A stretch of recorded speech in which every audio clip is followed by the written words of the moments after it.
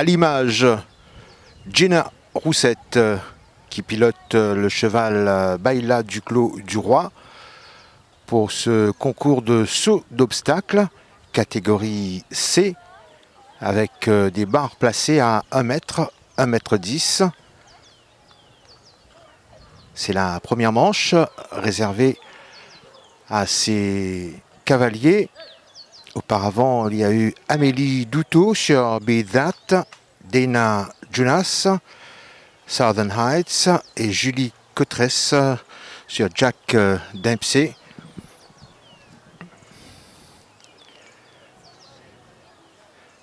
Évidemment, avec le meilleur parcours dans cette catégorie.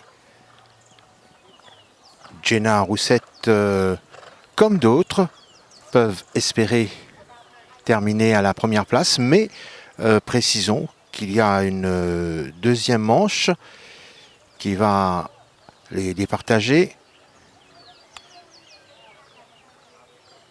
Une dizaine de participantes annoncées pour ce concours de saut d'obstacles catégorie C. C'était donc Jenna Roussette sur Baila du Clos du Roi qui va terminer son parcours. Voilà, sans faute pour Jenna Roussette.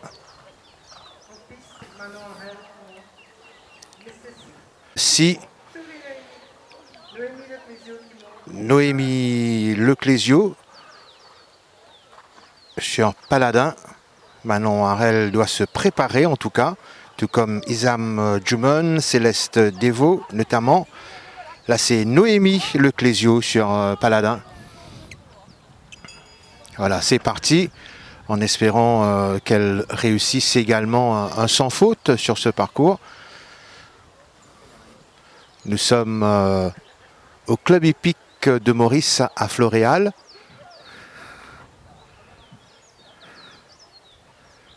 On voit en action de jeunes cavaliers et cavalières dans ces concours de saut d'obstacles, plein de talent surtout.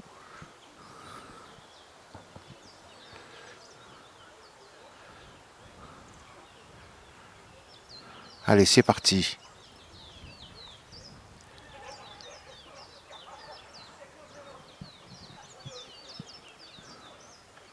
Déjà le premier réussi. Se remettre dans le bon tempo pour une autre barre à franchir, un autre obstacle. Pour l'instant, ça se passe bien pour Noémie.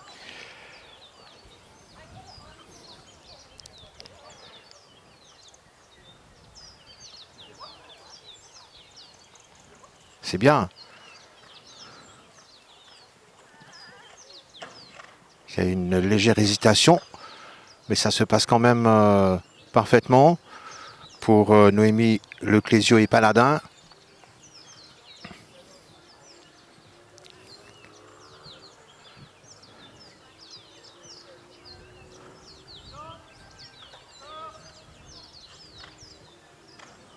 Et c'est pas terminé.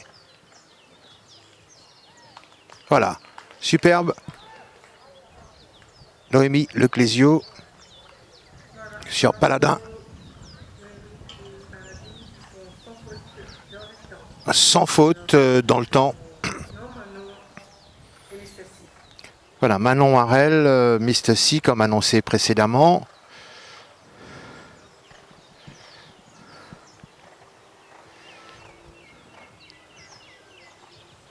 Elle se présente devant les juges, les officiels. Ah, c'est parti également pour elle. Manon Harel avec Mr. C. On lui souhaite évidemment la même réussite que les cavalières précédentes.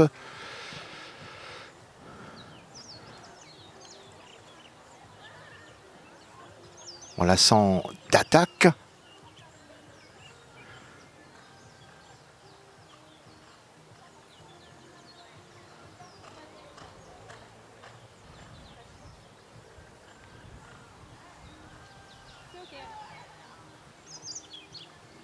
Un refus du cheval. C'est dommage pour Manon Harel avec Mr. C.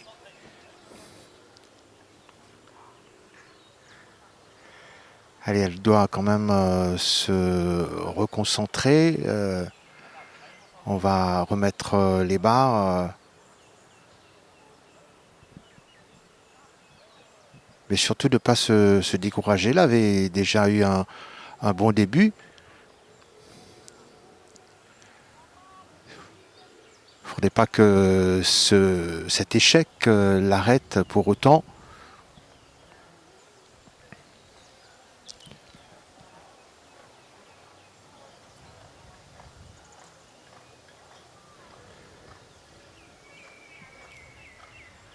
Voilà.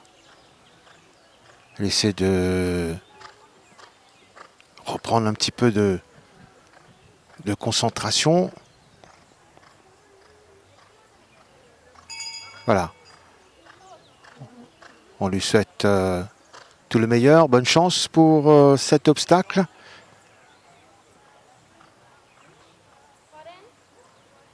Allez. C'est bien. Voilà.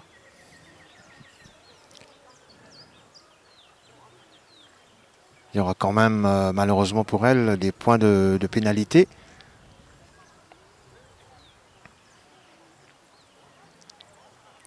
Encore un refus. Ah là, ça va pas du tout là.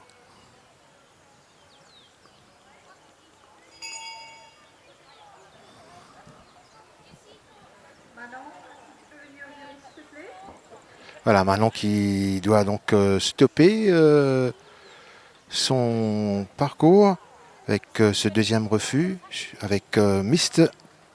C. Après Manon Harel, Ansel Isam Juman sur Illusive River.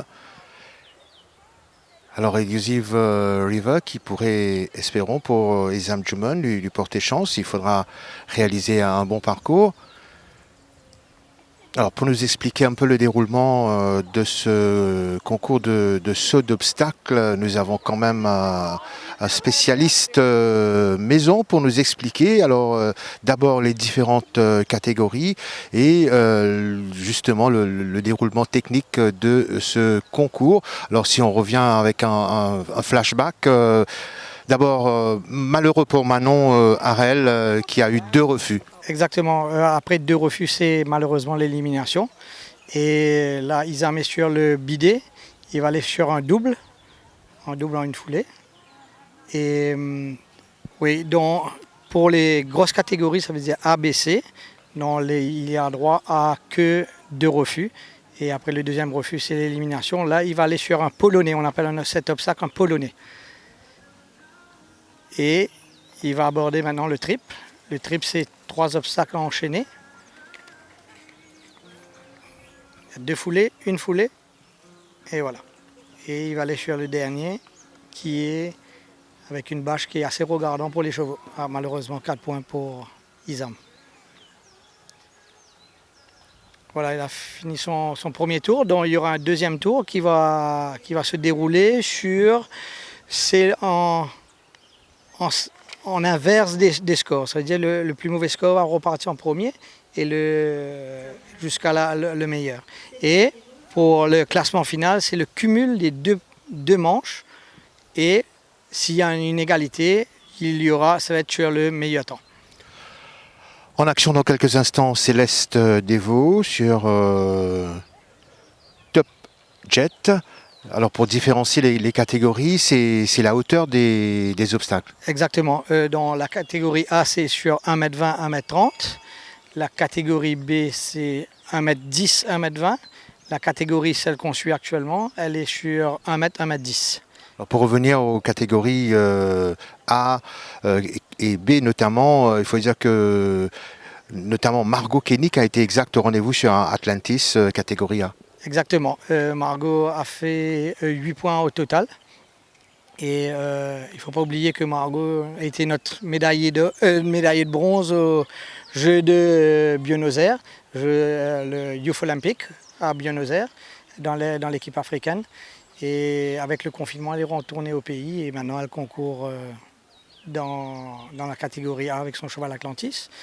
Après, il y a le vieux routier qui est Jérôme Ferrat, qui est toujours là. Nous avons eu 3 participants en A et 3 cavaliers. Malheureusement, la troisième a été éliminée sur le premier tour. En B, il y a eu la victoire de Adrien Robert qui montait Aïe devant Elena Plantier. Et à la 3e place, Lara Rivalan. Avec un cumul, Adrien a fait un double sans faute, ça veut dire 0 point sur les 2 manches. Et on a toujours l'œil rivé sur justement Céleste. Céleste Devaux, exactement, qui vient d'être éliminée. Elle a été éliminée parce qu'elle a fait 2 refus elle a fait un deuxième refus sur le numéro 4. Et malheureusement, c'est l'élimination pour Céleste. Sinon, au niveau de la fédération, les choses ont bien repris cette année avec notamment la voltige et puis les catégories jeunes. Donc tout le monde est concerné. Oui, tout le monde est concerné. On a 3 types de championnats. On a un championnat senior, on a un championnat junior, on a le dressage et la voltige qui est pour les plus petits là-dessus. Là, en piste, c'est Eden Johanna René qui monte DS de Corneillère. Et dans le championnat, c'est une ligue sur 2020-2021. Donc, on est arrivé à notre 3e concours. Aujourd'hui, c'est le 3e concours senior de la ligue. Après tous les concours, il y a un classement. Donc, il y a de chaque catégorie un champion de sa catégorie, de la ligue. Et les 10 meilleurs de chaque catégorie participent au championnat national qui va être la dernière en juin, fin juin. Alors une question que les téléspectateurs peuvent se poser quant au choix justement des chevaux. Est-ce que ce sont justement des chevaux qu'ils connaissent très bien ou il y a un tirage au sort? Non, ça, pour l'instant, ce sont pratiquement tous les chevaux sont des chevaux qui leur appartiennent, sont les chevaux qui montent pratiquement tous les jours. Il faut un cheval, il faut le monter tous les jours. Donc,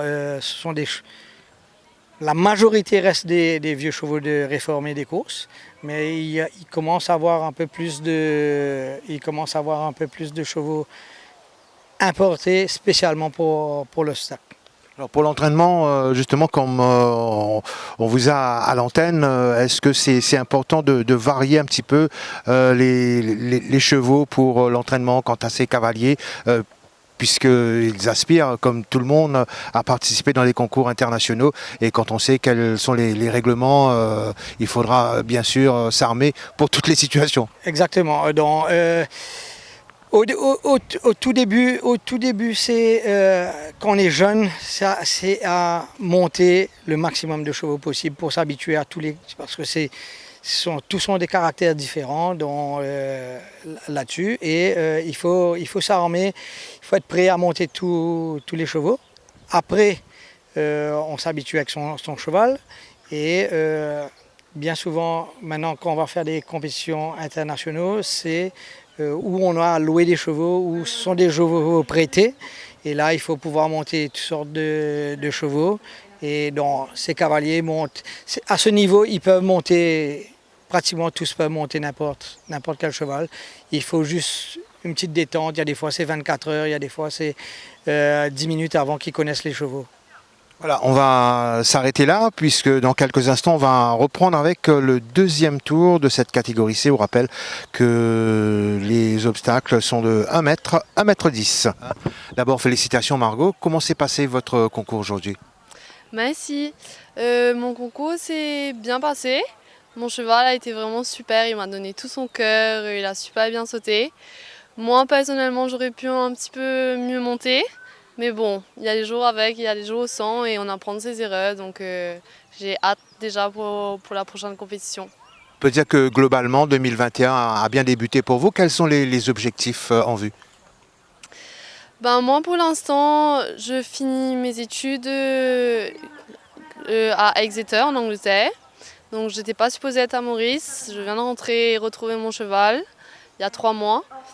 Donc là, mes objectifs pour cette année, ce serait de continuer en A avec mon cheval et de toujours m'améliorer, et éventuellement avoir de nouvelles montures et commencer avec d'autres chevaux dans les plus petites catégories. Et voilà. Alors comme dans le jargon de Exeter, on va vous dire good luck. Merci beaucoup. Pour ce deuxième tour, on débute avec Dana Junas sur Southern Heights. Alors, quelle différence, vous nous le rappelez, entre le premier tour et cette deuxième manche? Non, il y a moins d'obstacles. Dans le premier tour, il y avait 11 obstacles. 11 obstacles, mais 11, 12, 13, 14, 15 efforts. Cette fois-ci, il y a seulement 9 obstacles, mais avec 10 efforts. Et c'est pris sur le temps. Donc, si en cas d'ex-aequo au niveau des points sur le premier tour et le deuxième tour, donc c'est le temps du deuxième tour qui va faire la différence. Là, on remarque que pour Dana Junas, justement, ça ne se passe pas comme prévu. Ça ne se passe pas comme prévu du tout. Vous savez aussi, ce sont tous des chevaux de course, ce sont des pur sang. Les pur sang, bon, ce n'est pas leurs épreuves de prédilection, ils sont tous réformés. Et le pur sang est assez regardant. La moindre petite chose peut faire que ça ne se passe pas très bien. Voilà, juste quand on ne laisse jamais un cheval sur un refus, c'est tout le temps le jury va laisser la cavalière ou le cavalier passer un obstacle qu'elle a déjà fait. Et d'autres participantes, notamment Manon Harel, qui participe hors concours. Hors concours, oui, parce qu'elle a été éliminée sur le premier tour. Vous savez, si on suit exactement les règles, elle n'aurait pas dû repartir, mais on les laisse faire un deuxième tour. Ils vont être hors concours, ils ne vont pas compter dans le classement final. Donc, lui aussi, il s'était arrêté sur le numéro 2 tout à l'heure. Et là, le numéro 1 s'est très bien passé.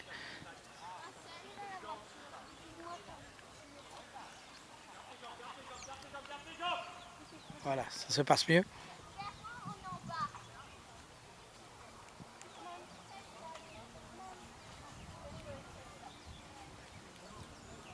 Et on oublie souvent de dire que les chevaux aussi ont leur psychologie, ils doivent s'adapter à certaines situations très précises dans les concours. Oui, exactement. Il y a le stress des concours. C'est tout un ensemble, vous savez, c'est un sport. On croit que ça peut être facile, mais c'est une paire. Ils ont besoin d'être deux pour pouvoir faire un parcours. La cavalière peut être au top, mais aujourd'hui le cheval n'est pas au top. Donc il y a des fois ça peut être frustrant aussi. Mais c'est une paire. L'équitation est telle qu'elle qu'il faut faire avec. Et comme il y a de jeunes cavaliers et cavalières dans vos différents concours, c'est déjà premièrement bon signe pour la suite, pour la promotion de cette discipline. Mais avec de tels concours, elles apprennent vite, ça c'est important. Exactement, elles apprennent très vite. 85% de nos cavaliers en senior ont moins de 18 ans. Donc ils prennent de l'expérience avec.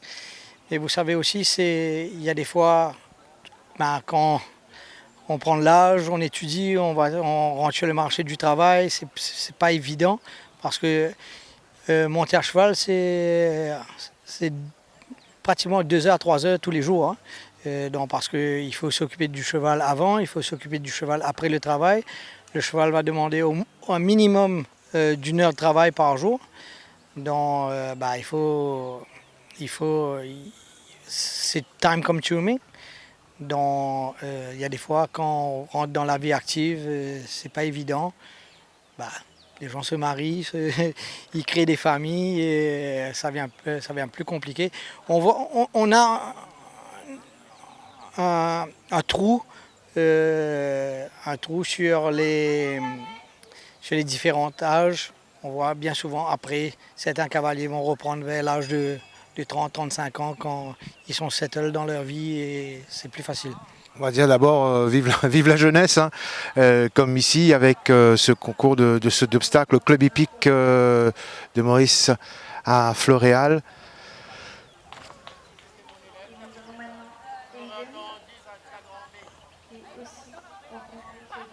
Alors notre occasion de briller peut-être avec les cavaliers qui vont s'enchaîner sur ce parcours. DS Cornière avec Aiden, Johanna, René.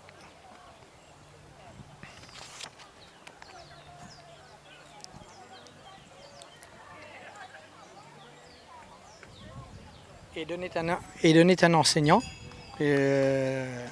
Il est rentré au pays après des études d'enseignement d'équitation. Aiden, il enseigne aux écuries de Montrocher. Il y a des fois aussi, ce sont les enseignants qui font des tours sur les jeunes chevaux pour les apprendre, pour que les chevaux aussi prennent du métier. Et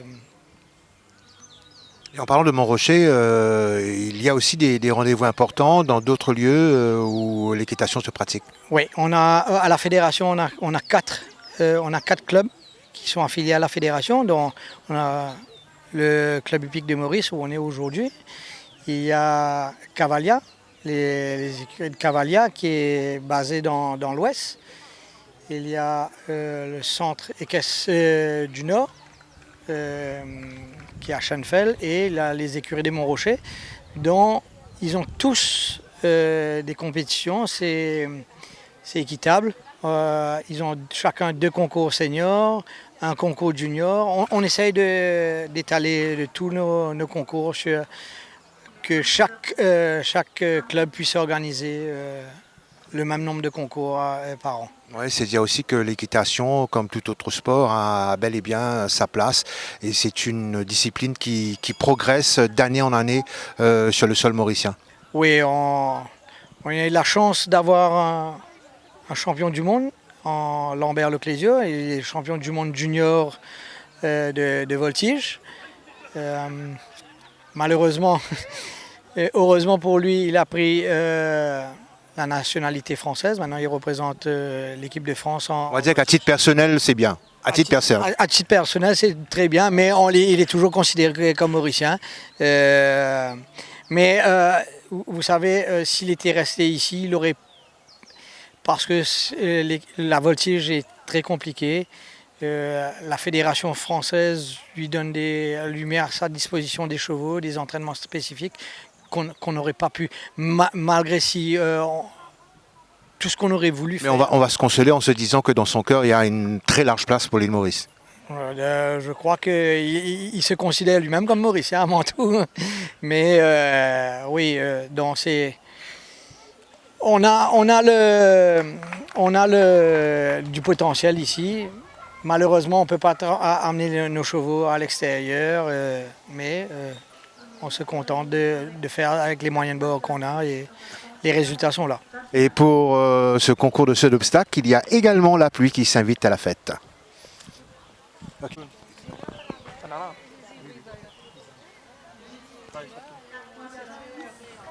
Alors on laisse partir Julie Cotresse pour accueillir maintenant Isam Djoumen pour cette deuxième manche. Alors, comme vous nous l'expliquiez un petit peu plus tôt, ce sont les meilleurs cavaliers de la première manche. C'est en ordre décroissant. Décroissant, exactement. Dans ceux qui ont fait le moins de points.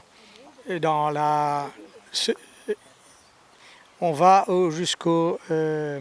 si quelqu'un a fait 8 points, il part plus tôt et les sans faute vont partir en dernier.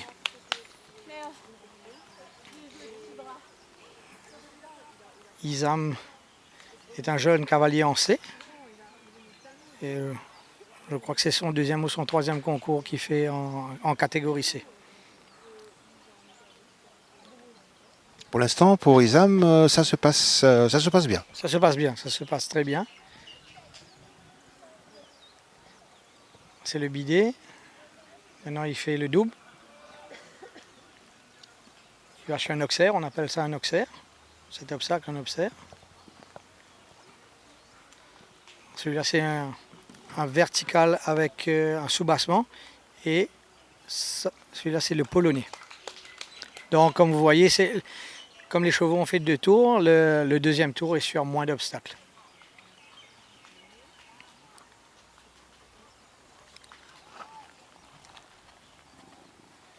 En piste maintenant, ça va être Jenna Roussette. Et Jenna Roussette a fait 0 points sur le premier tour. Et à surveiller donc dans ce concours de saut d'obstacles catégorie C, Jenna Roussette qui pilote Baila du Clos du Roi. Qui est un cheval français. Baila était une jument française qui est venue de la France.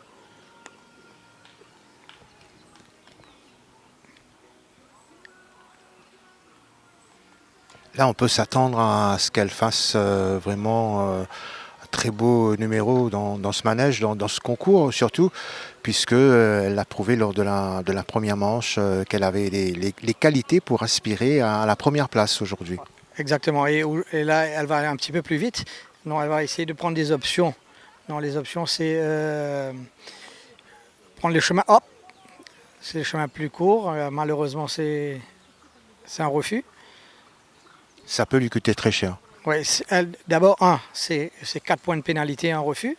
Mais le chrono continue à tourner, donc ça va être le temps va défiler et ça va faire avoir un chrono assez long. Ouais, tout ça peut jouer contre elle, vous l'avez dit. Mais néanmoins, elle demeure une excellente cavalière, pleine d'avenir. Oui, elle est parmi les espoirs. Jenna est parmi les espoirs de Lille. On a une grosse échéance qui va être en novembre-décembre de cette année-ci. Parce qu'avec l'annulation du Youth Olympic Game qui devait avoir lieu au Sénégal, la FEI a décidé d'organiser un concours international pour cette même tranche d'âge, dans la qualification pour ces Jeux. Et il faudra qualifier le pays d'abord. Ça va être en novembre, en fin novembre, début décembre. On va essayer de qualifier le pays et après il y aura une sélection pour qualifier le cavalier ou la cavalière. Si on est qualifié pour représenter Maurice c'est comme des Jeux équestres mondiaux où il y aura 30 cavaliers. Et le suspense qui bat son plein toujours dans cette catégorie C pour le concours de saut d'obstacles au Club hippique de Maurice à Floréal. Il ne reste pas beaucoup de cavaliers et cavalières. Néanmoins, en réussissant peut-être un bon chrono, eh bien, cette participante qu'on voit à l'image peut éventuellement prétendre à la victoire finale pour peu qu'elle réussisse à franchir tous les obstacles. Voilà, pour l'instant, c'est un sans faute. Noémie Leclésio. Non, elle a fait 200 fautes. Au premier tour, elle était sans faute. Et au deuxième tour aussi, elle est sans faute. Noémie Leclésio qui pilotait, je vous le rappelle, Paladine. Paladine est un ancien cheval de course. Et je crois que c'est la seule double sans faute. Il n'y a pas de... Voilà, c'était la dernière participante dans la catégorie C. Et en faisant ce double sans faute... On peut s'avancer à dire qu'elle termine à la première place. Elle termine à la première place, exactement. Je pense que Jenna Roussette aussi sera à la deuxième place parce que malgré son refus, elle n'a que 4 points. Et je ne pense pas qu'il y ait d'autres 4 points. Voilà, on va attendre évidemment le verdict pour savoir qui a remporté cette épreuve dans la catégorie C, en rappelant que Margot Koenig a fait quand même sensation dans la catégorie A.